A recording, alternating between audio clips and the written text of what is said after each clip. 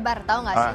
Sekarang tuh ya fenomena anomali aneh-aneh tuh terus-terusan muncul aja di timeline sosmed. Anomali dan anobolot ya, kan biasanya mali sama bolot. beda Pak itu, beda ya? mali sama bolot. Bukan tempat ngopi-ngopi juga ya? Bukan. Jangan sebut merek dong. Ya, enggak, ya. Itu memang jadi anomali ya, bahwasanya sekarang itu ada yang namanya apa ya istilahnya karakter aneh yang orang itu kan sekarang di zaman digital bisa aja dengan bantuan AI itu bisa membuat karakter sesuai dengan keinginan tergantung prompt yang kita masukkan. Betul, betul. Jadi ini yang bahaya bagi saya ya, orang jadi mengenal kalau kucing tuh dulu kan kita tahu kucing ya kakinya 4, kepalanya seperti itu. Tapi dengan AI itu jadi aneh-aneh dan diberi nama itu ya. Iya, dan takutnya tuh imajinasi terutama untuk anak-anak terpengaruh, oh kayak gini bentuknya, hiu ada kayak begitu. Benar, takutnya orang nanti anak-anak zaman nantinya akan mengenal kalau kucing tuh nggak lagi ngeong tapi mbek gitu kan. kan karena udah ke distract itu, ke distract ya. Tapi benar kamu ya. apal nggak sih, Bar? Apal apa nih? Ya apal karakternya. Saya sih taunya yang sering viral tuh yang tung-tung itu aja sih. Oh iya, yang tung-tung sahur. Nah ini apa nih sahur? Kayaknya bukan bulan puasa ya? Sini. Mas, mohon maaf. Program puasa kan masih 6 bulan lagi. Udah lewat malah lebaran ini. Udah lewat. Ini kok kenapa pakai tung gini? Anomali saya. Oh, anomali. Anomaling kalau Mas ya. Yang ini loh. Seremnya gitu. Itu serem. Seremnya bukan ya. Tadi kan ini katanya apal. Bolehlah dites. Dites mengenai yang lagi viral-viral ya, itu anomalinya yang di sosial media. Oh ya. Ini tebak nama berarti. Tebak nama. Ini kayaknya badut yang ada di Jakarta Utara Taman Bermain itu. Tahu. Ini ya biasa badut di situ ya, di Taman Bermain. Di Jakarta. Ini apa pernah baca? Aku nggak tahu. Apa. Karena namanya tuh aneh-aneh loh. Iya. Karena Iya, apa itu nggak tahu. Yaudah kita buka. Enggak menebak. Apa? Ya itu badut Jakarta Utara. Badut Taman Ria. Badut. Apa ya ini kalau ini namanya? Nyerah ya. Nyerah. Apa yang ini adalah berpatapi. Kapun bukan. Berpatapi. Ini biasa naik motor karena ber. Oh ya ini juga bisa ber ya. Ini. Apa lagi? Karena hiu ya. Iya. Bukan ya. Apa ya?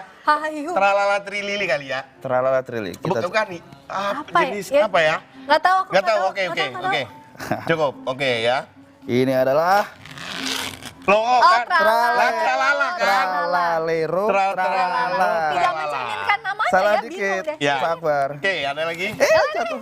Copot. Ya, ini. Sini. Udah. Nih. Bambalino. Oh, ini ada buaya ya, terus pakai pesawat tempur. Halo Dek kayaknya. Halo Dek, apa kabar gitu.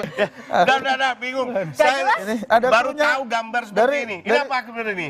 Ini dari Surabaya, bajul hijau. Oh, bajul hijau ya. Bukan. Kalau ini apa? Kita buka ya. Ini apa kabar Dek? Kawin gitu, silang antara buaya sama pesawat. Bombardino krokodil. Oh, Bombardino. Karena dia membobardir dan udah cukup ya. Ini lama-lama otak saya ini udah hang. Nggak sinkron. Masih banyak. Udah jangan. Kucing itu pergi ono.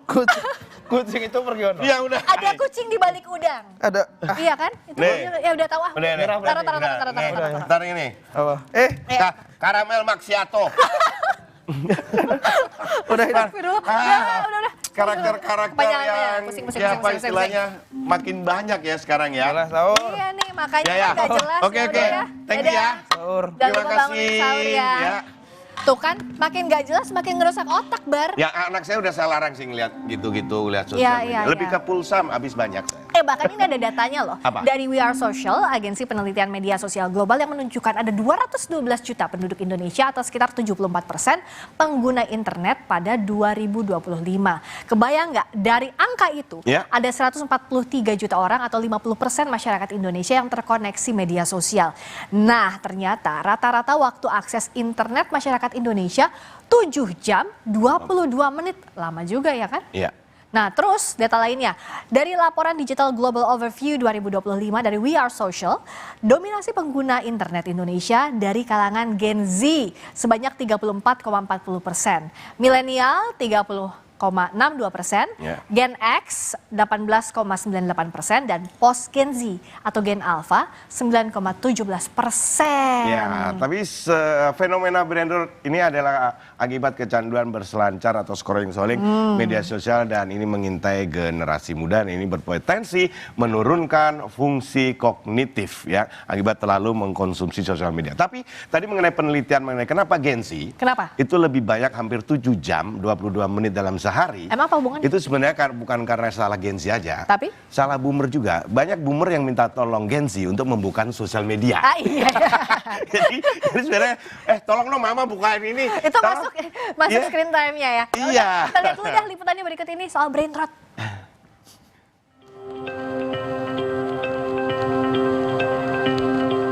Indonesia jadi negara pengguna internet tertinggi dan paling aktif keempat di dunia. Lebih dari 50% penduduknya atau 143 juta orang terkoneksi media sosial per Januari 2025 berdasarkan penelitian data We Are Social. Lambat laun, gawai dan media sosial jadi candu yang kini banyak dialami pengguna internet. Tak terkecuali SC, perempuan berusia 22 tahun karyawan swasta yang berdomisili di Bekasi, Jawa Barat. Belakangan ia sadar, 15 jam dalam sehari ia habiskan hanya menatap layar, terutama scrolling media sosial. Selama itu aku udah pasti buka sosmed ya, kayak scroll-scroll Instagram, X, terus TikTok, itu paling susah berhentinya ya TikTok. Terus aku tuh pakai HP buat kalau makan tuh aku sambil nonton YouTube sih Mbak. Aku lagi suka banget ngebacain komenan-komenan orang TikTok, kan kayak asbun semua ya Mbak, pada lucu-lucu semua kan. Jadi tuh kadang hiburan juga buat aku. SC jadi lebih banyak menghabiskan waktu scrolling media sosial sejak masa pandemi COVID-19. Saat itu, segala hal dari kegiatan akademik hingga interaksi sosialnya berbasis digital. Tanpa disadari, SC semakin jarang berinteraksi dengan orang di dunia nyata dan mempengaruhi produktivitasnya. Perubahannya tuh aku ngerasanya jadi lebih ini aja sih. Karena aku main HP terus sendiri, aku jadi ngerasa kurang berinteraksi sama orang gitu. Aku jadi ngerasa kayak ya menyendiri aja gitu dengan HP. Dengan HP kayak aku udah cukup deh gitu. Kini, SC mulai mengatasi kecanduannya scrolling media sosial dengan kegiatan lain seperti mewarnai. Hal yang dialami SC adalah fenomena baru yang mengintai generasi muda, yakni brain rot. Litbang Kompas mewawancarai 17 pakar dalam berbagai bidang yang mengidentifikasi Gen Z dan Gen Alpha usia 28 tahun ke bawah jadi kelompok paling rentan mengalami fenomena brain rot. Sebenarnya brain rot itu adalah suatu fenomena di mana seseorang mengalami penurunan kemampuan untuk berpikir, terutama berpikir secara kritis terhadap sesuatu peristiwa, terhadap suatu informasi, yang terkadang penurunan kemampuan untuk berpikir kritis ini juga dibarengi dengan kemampuan dalam mengelola perasaan, kadang terbawa emosi, dan bahkan terkadang berpengaruh terhadap kemampuan seseorang tersebut untuk berinteraksi dengan dunia sekitarnya. Jajak pendapat Litbang Kompas pada 21 hingga 24 April lalu menunjukkan 54% responden mengaku pernah mengalami gangguan fisik, psikis, hingga malas bersosialisasi akibat terlalu lama melihat layar gawai.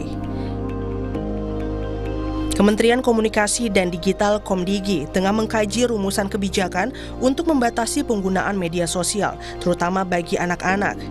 Fenomena brain rot menjadi salah satu alasannya. Sebagaimana namanya, yaitu anak-anak. Meskipun mungkin sudah teenager ya, tapi mereka tetap dalam undang-undang kita, termasuk anak-anak, tentu kemampuan atau kematangan dalam memilah-milah belum sebaik mereka yang sudah matang atau di atas 18 tahun. Paling tidak itu yang disebutkan oleh undang-undang. Sehingga memang perlu ada proteksi-proteksi. Fenomena brain rot tak bisa dipandang sebelah mata sebab ancamannya nyata terhadap kemampuan berpikir dan konsentrasi generasi muda. Oleh karenanya, pengguna internet tua dan muda perlu lebih bijak mengganti aktivitas scrolling di dunia maya dengan aktivitas lain di dunia nyata. Tim Liputan, Kompas TV. Kita akan bahas soal fenomena brain rot ini bersama psikolog anak Vera Itapiana dan juga selebritas yang juga ibu muda Bunga Jelita. Selamat malam Mbak Vera, juga Mbak Bunga. Bar, udah mulai tahu? Tuh kan ini nih salah satunya nih. HP terus, sosmed terus. Enggak. Penasaran aja. Kadang itu kita ngerasa gini, siapa yang telepon? Kayak pikiran tuh kayak handphone ya. Jangan-jangan ada yang telepon, jangan-jangan ada yang message, jangan-jangan ada yang nge-DM gitu seperti itu kadang. Sih. Jadi kayak magnet gitu Mbak Vera. Artinya kan kecanduan ini awalnya sedikit-sedikit, lama-lama kebiasaan, lama-lama nggak bisa lepas. Gimana Mbak Vera lihat ini? Jadi memang sekarang tuh udah kayak pakai baju ya, si gadget itu, sosmed itu. Jadi udah sehari-hari dari jam ke jam tuh kita pasti cek gitu ya. Mungkin dulu di awal-awal, kalau nggak bunyi saya nggak cek. Tapi nggak bisa nih sekarang, gitu ya. Pasti nggak ada bunyi, nggak ada notifikasi, kita pasti pengen cek. Gitu. Nah sebenarnya kan pengaruh pandemi juga ya kemarin. Pandemi kan kita semua di rumah, semua serba online gitu ya. Jadi mau nggak mau kita tambah nempel tuh. Dan kita menyapa keluarga atau sanak saudara yang kita nggak biasanya ketemu nggak bisa ketemu lewat sosmed juga kan. Jadi ya udah tambah melekat. Ya, apalagi di zaman itu banyak muncul platform atau aplikasi baru yang membuatkan orang akhirnya bisa berinteraksi jarak jauh. Iya, gitu betul. Pada waktu itu membantu ya, tapi kalau pandeminya sudah selesai, tapi ininya masih terus kebiasaan jadinya. Kalau Bunga juga gimana ngebatasin anak untuk main gadget atau gawai? Untuk ibu muda zaman sekarang kayaknya itu PR banget ya. Jujur itu PR banget, apalagi anak-anakku lagi usia yang lagi susah-susahnya tapi gampang masuk gitu ya untuk sosial media. Padahal aku dulu sebelum melahirkan aku tuh udah berprinsip kayak kalau punya anak tidak akan pernah aku kasih screen time. Tapi ternyata seiring berjalannya waktu, apalagi zaman sekarang teknologi makin canggih, ya mau tidak mau gitu. Izin untuk usia anaknya? Yang pertama perempuan 4 tahun, yang kedua laki-laki 3 tahun. Lagi aktifnya itu ya. Nah tapi Mbak Vera, sebenarnya brain rot itu definisinya seperti apa sih? Kan kita dengarnya istilahnya aja, tapi sebenarnya tuh kayak gimana sih? Brain rot kan memang ya 2 tahun 3 tahun ini belakangan rame ya istilahnya gitu. Sebenarnya tuh istilahnya sudah lama gitu. Jadi brain rot itu mewakili suatu kondisi di mana terjadi penurunan fungsi kognitif. Jadi fungsi berpikir, jadi fungsi otaknya menurun. Contohnya, jadi susah konsentrasi, memorinya juga terganggu. Jadi kalau misalnya mau ngomong apa tuh kayaknya, aduh apa ya gitu nyari katanya. Terlepas dari faktor usia ya, Mas. Maksudnya. Jangan langsung bilang brain rot ya.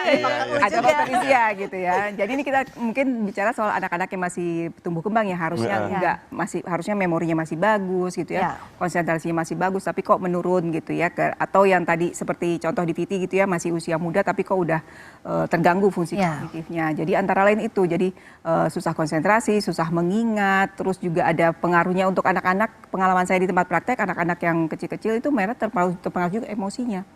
Gitu. Betul, langsung dijelaskan oleh ibunya. Iya, tapi apa sih sebenarnya challenge-nya? Ya mau nggak mau kan ada 1-2 waktu yang membutuhkan gawai gitu. Aku dalam waktu beberapa bulan terakhir ini aku sudah membuat peraturan. Jadi untuk Aklima dan Ansel itu boleh screen time di Senin sampai Jumat malam. Sabtu pagi mereka boleh. Tapi sebelumnya aku memang kasih waktu mereka boleh nonton itu selesai makan siang, tidur siang, udah habis itu jadi sehari sekali. Tapi ya walaupun sebentar itu tapi mereka menyerapnya itu luar biasa gitu. Dan ada salah satu platform media sosial yang ada short video, itu aku akuin berpengaruh negatifnya sangat luar biasa. Makanya beberapa bulan terakhir ini aku sudah stop, aku tidak mau anak-anak aku nonton short video itu. Tapi kalau saya juga menerapkan seperti itu, jadi ada peraturan siapapun penghuni rumah itu termasuk saya dan anak-anak tidak boleh memegang gawai kecuali Sabtu dan Minggu. Karena hanya Sabtu dan Minggu saya ada di rumah, lainnya enggak. Sama aja dong.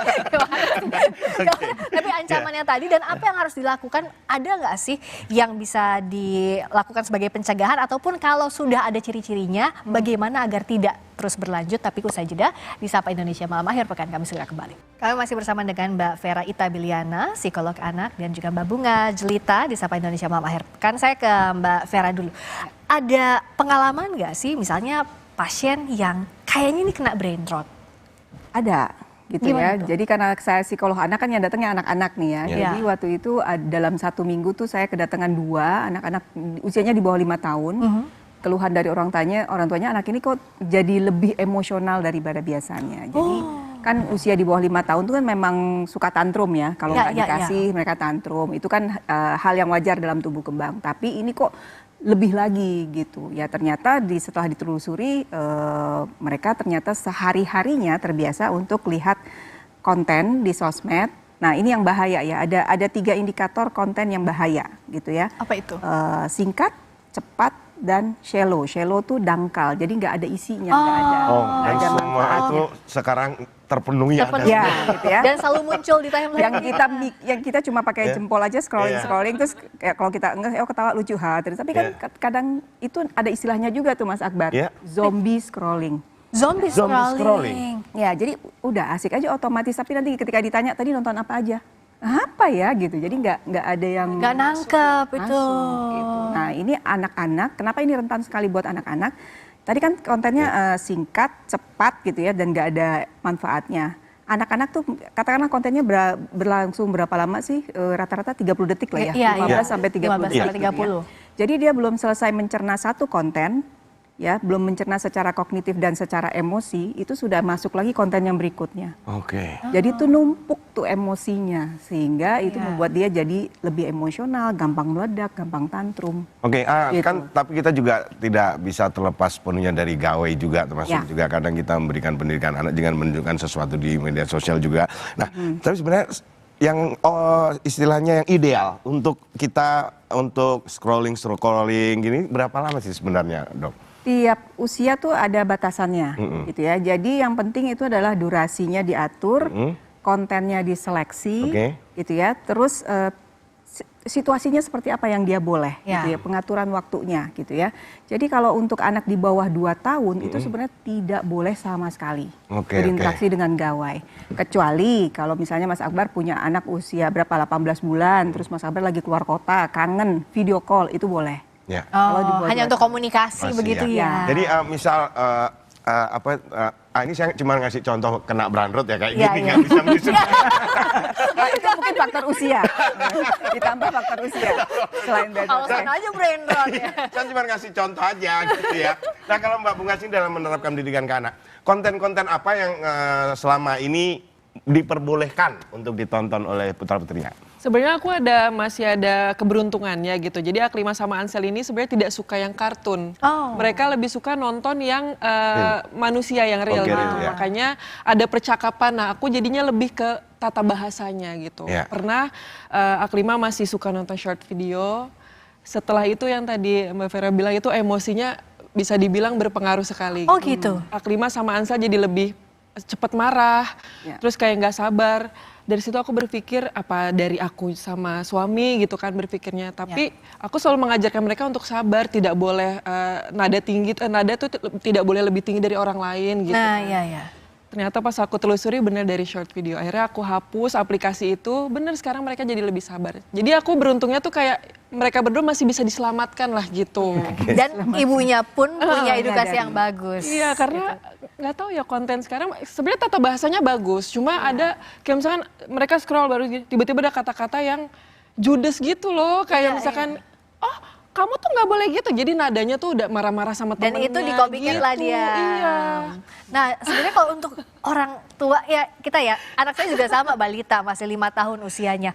Bagaimana kita memantau anak? Jadi kan sebenarnya screen time ini kadang-kadang, tapi kadang-kadang itu sering apa bolehnya? Atau misalnya sebisa apa sih kita ngasih edukasi lewat media sosial ataupun gadget untuk anak? Pembatasannya seperti apa sih Mbak Vera? Tadi patokannya balik lagi ke usia gitu kan. Kalau 2 tahun ke bawah nggak boleh sama sekali. Kalau 2 sampai 5 itu sudah boleh, tapi misalnya maksimal sehari itu 1 jam.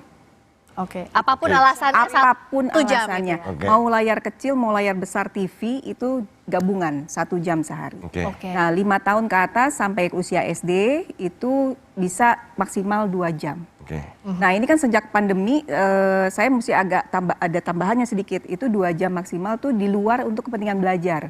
Nanti kan ada orang tua, anak saya les ini online. Nah, ini di luar itu ya. Jadi yang buat hiburan dan sebagainya itu 2 jam sehari untuk 5 tahun sampai usia SD.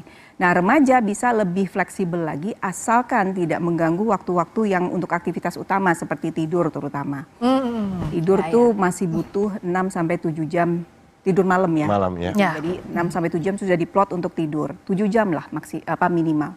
Terus untuk makan bersama dengan keluarga, untuk mengerjakan tugas, untuk bersosialisasi secara nyata gitu. Ya. Jadi harus dibagi-bagi. Dia harus tegas, harus strict itu ya Ya. batasannya sesuai dengan umur agar jangan sampai terjadi brain rot di keluarga kita ya. Jangan sampai terjadi atau lingkungan sekitar. Ini karena memang peran orang tua sangat penting. Dulu anak rewel, orang tua anak dimarahin. Sekarang anak rewel kasih handphone ditinggal. Iya, itu tuh yang nggak jangan. rewel aja gitu. Jadi ketegasan kita sebagai orang tua juga, kedisiplinan kita karena kita disiplin, anak juga akan mencontoh kita. Terima kasih ya Mbak Vera, terima kasih juga Mbak Bunga Julita sudah bergabung.